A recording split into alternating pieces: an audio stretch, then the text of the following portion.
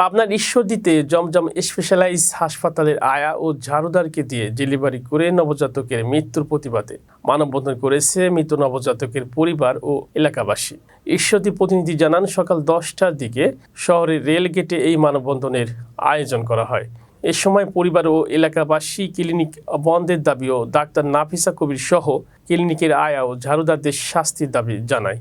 উল্লেখ্য, গত শনিবার 8 জুন রাত 10টায় উপজেলার পৌর এলাকার হাসপাতাল রোডে অবস্থিত জমজম স্পেশালাইজড হাসপাতালে লালপুর উপজেলার দুয়ারিয়া ইউনিয়নের মাঝগো গ্রাম এলাকার সাইদুর রহমানের স্ত্রী ঝিমু খাতুন ডেলিভারির জন্য ভর্তি হন। পরে ডাক্তার নাফিসা কবির ঝিমুকে দেখে আল্ট্রাসাউন্ড করতে বলেন। আল্ট্রাসাউন্ড রিপোর্ট দেখে ঝিমুর পরিবারকে নর্মাল ডেলিভারির জন্য 3 ঘন্টা অপেক্ষা করতে বলে ডাক্তার বাসায় চলে যায়। পরবর্তীতে রাত 3টার দিকে ঝিমুর প্রসবের তীব্র যন্ত্রণা বেড়ে গেলে ডাক্তারকে খবর দেওয়া হয়। ডাক্তার না আসায় ক্লিনিকের আয়া ও ঝাড়ুদার ডেলিভারি সম্পন্ন করতে ব্যর্থ হয়, নবজাতকটির মৃত্যু হয়। এই বিষয়ে সেই দিনই মৃত নবজাতকের পিতা সাইদুর রহমান ঈশ্বরদী থানায় লিখিত অভিযোগ দেন। প্রায় 1 ঘন্টার মানববন্ধন শেষে একটি মিছিল নিয়ে ঈশ্বরদী থানায় যায় পরিবার ও এলাকাবাসী। সেখানেও তাদের বিভিন্ন দাবি উল্লেখ করে স্লোগান দিতে থাকে। পরে থানার সেকেন্ড অফিসার এসে পরিবেশ ঠান্ডা করে তাদেরকে সুষ্ঠু বিচারের আশ্বাস দেন। আমরা আছি সাংবাদিক আছে, সবাই বলেন। হাসপাতালে নিয়ে আসার পরে তখন আর কি হাসপাতালে ডাক্তার ছিল, তখন ডাক্তার মজুদ ছিল, জমজমে তখন ডাক্তার মজুদ ছিল। তারপরে পেশেন্ট রেখে ডাক্তার ওখান থেকে চলে গেছে। থানায় কি কোনো আমরা ওদের সাথে কথা বলবো। গোটা রাত্রি 7 বেশি হচ্ছে ভোরের দিকে ডিউটি করেছে, হচ্ছে 4 দিকে আসাটা ঠিক না, সেটা আপনারা জানেন না। আপনারা বলছেন ঠিক আছে, ওকে, আপনাদেরকে ধন্যবাদ। এই যে ঘটনা ঘটছে সবাই মিলে আমরা জনগণ একত্র হয়ে আমরা এখন হাসপাতাল ঘেরাও করবো, কারণ এরকম চলতে পারে না। আজকে আমার বুক খালি হয়েছে, কালকে আপনার হবে না, এর কোনো গ্যারান্টি নাই।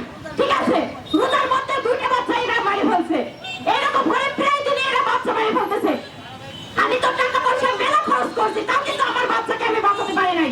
যে টাকা পয়সা খরচ করছি এতে কিন্তু আমার বাচ্চা নিয়ে যাবে সুস্থভাবে, এই বাচ্চার আমি মুখ দেখতে পারতাম। ঠিক আছে, সেই বাচ্চা কি করা হয়েছে, আমি কিন্তু আমার সেই বাচ্চার দাফন কাপড় করে মাটি দিয়েছি, কিন্তু এটা তো আমি আশা করছিলাম না। আমি 50-60 হাজার টাকা এরকম খরচই করছি হাসপাতালে, আরো তো অন্য সাবজেক্ট বাদ দিই। তারপরেও যদি এটা কোনো কিছু না হয়, তাহলে আপনারা কি সুস্থ বিচার করবেন? আর যদি না করেন, আমি এখনই হাসপাতাল জনগণ সহকারে নিয়ে যাই, ঘেরাও করে যেটা ভালো হয় আমি ঠিক সেটা করবো। আমরা বিচার চাই, এই বিচার যেন হয়। এই তো আমার কথা, এরকম যেন আর না হয়।